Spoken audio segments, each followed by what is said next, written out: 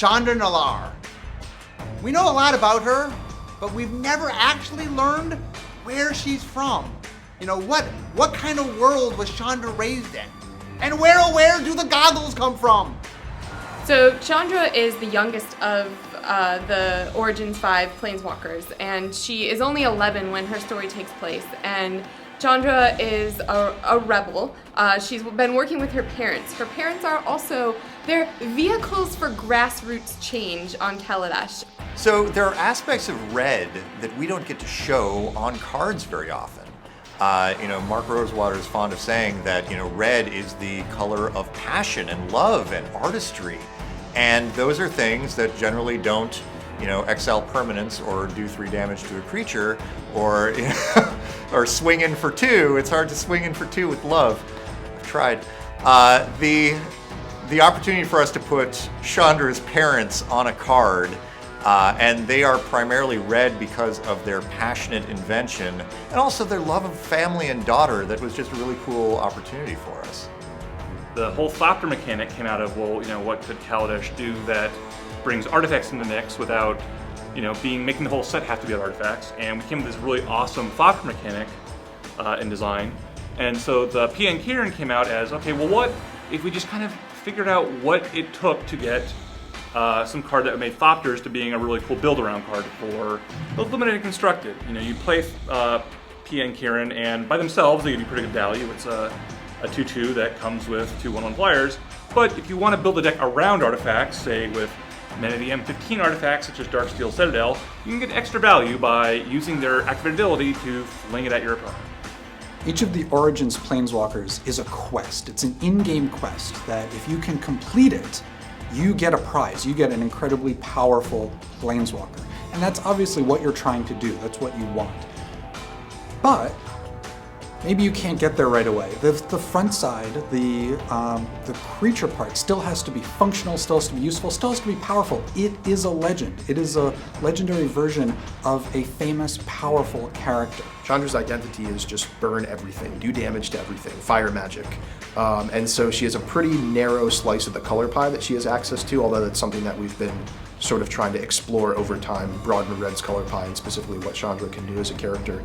But with so many moving parts to this card, she needs the front creature side, a method of transforming her, 3 abilities on the back.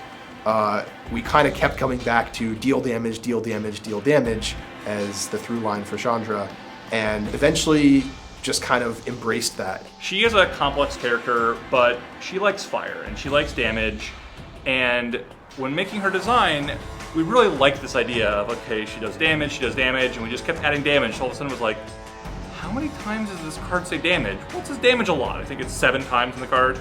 So I'm pretty sure for any kind of near future, she's gonna have the record for the most times the word damage actually appears on any given card.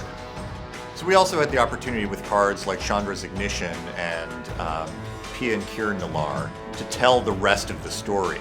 So it's not just one card that's kind of bearing all that narrative weight, but this trio of cards and a lot of the other flavor text that you see scattered around that tells the complete narrative around that defining moment for Chandra. In the card Chandra's Ignition, we're seeing the Executioner's Arena, and it is the moment where Captain Baral, who has a grudge against Chandra for being a pyromancer, is about to swing the Executioner's blade, and in that moment is when Chandra's spark ignites, flings her off the plane, and she's gone to Regatha. Normally, when we do a block, we will build a single world and spend lots of time and energy, showing off that one world. So here we had a single set with 10 different worlds.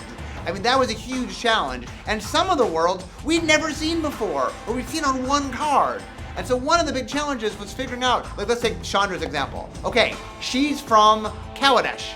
We'd never been to Kaladesh. What does Kaladesh look like? I mean, we knew it had a little bit of a steampunk vibe because of how Chandra looked, but okay, we have to figure out that world. And then she goes to Regatha. Do you know how many times we've seen Regatha? Like on a Fire Beast? I mean, 1 or 2 cards.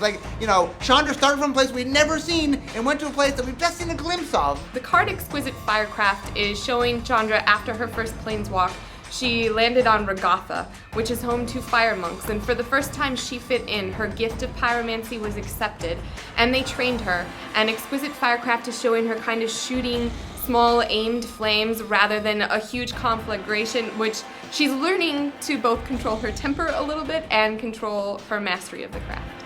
Pyromancer's Goggles is a callback to a very old character from Magic lore, Jaya Ballard, who appeared in many amusing flavor texts. And this is a card that helps you ramp in red, which is a little bit difficult in red usually, and also doubles your spells. So as it makes your burn spells both bigger and doubles them. So you can deal a lot of damage that way. So Chandra is a rebel pyromancer. She does things big, and when you've got her on your side, you're gonna do big things too.